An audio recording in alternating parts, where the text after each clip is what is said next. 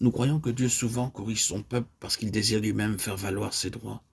Il se tient en dehors de toute situation confuse, provoquée par l'homme à l'égard des autres hommes et aussi par celles qui sont l'œuvre du diable. Si l'homme est incapable de maintenir le témoignage de Dieu, Dieu doit venir pour le défendre. Cela signifie que l'homme devra être corrigé par lui. Lorsque nous péchons pour des choses en rapport avec nous-mêmes, le Seigneur ne semble pas aussi sévère que lorsque nous péchons pour des choses qu'il offense lui-même. Dans ce dernier cas, il se lèvera pour corriger et déclarer son innocence. C'est pourquoi marchons très humblement devant Dieu. Ne péchons en rien et particulièrement ne péchons pas contre son témoignage. Ayons toujours un cœur qui craint et tremble, demandant au Seigneur de nous garder de pécher particulièrement contre le témoignage. Nous avons lu les histoires de beaucoup de personnes dans l'Ancien Testament, telles qu'Abraham, Isaac et Jacob. Elles furent toutes choisies et aimées de Dieu. Leur histoire révèle leurs faillites et leurs défaites sans nombre. Cependant, le Seigneur leur permit de continuer leur route sans le moindre jugement. En sommes-nous surpris? Pourquoi en fut-il ainsi? Parce que leur erreur ne péchait pas contre le témoignage de Dieu. Quand le témoignage du Seigneur est offensé, les conséquences seront très graves et terribles. Sous ce rapport, il n'y a pas de différence entre l'Ancien et le Nouveau Testament. La véritable question consiste seulement à savoir si le témoignage est offensé ou respecté. Pécher contre le témoignage de Dieu est une chose terrible, que Dieu ne laissera pas passer. Nos pères nous corrigeaient pour peu de jours, comme ils le trouvaient bon. Mais Dieu nous corrige pour notre bien, afin que nous participions à sa sainteté. Hébreux 12:10. Dieu nous corrige pour notre bien afin que nous devenions participants de sa sainteté. Toutes les fois qu'il nous corrige, il justifie sa propre nature.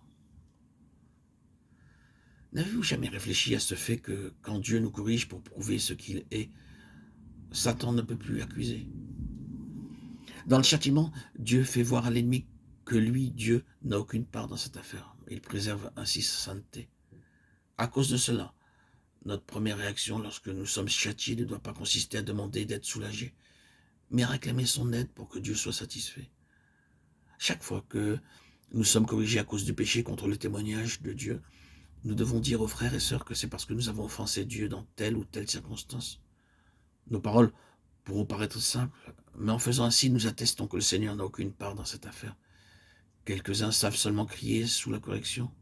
Pourquoi crier? La discipline est-elle trop sévère, trop difficile à supporter? Ah, ces choses ne sont pas faites pour nous faire crier. Nous devons voir que la correction divine, aussi sévère et dure qu'elle puisse être, est le moyen de justifier ce qu'il est, étant donné que son nom est invoqué sur nous. Il peut aisément être appliqué par nos actes.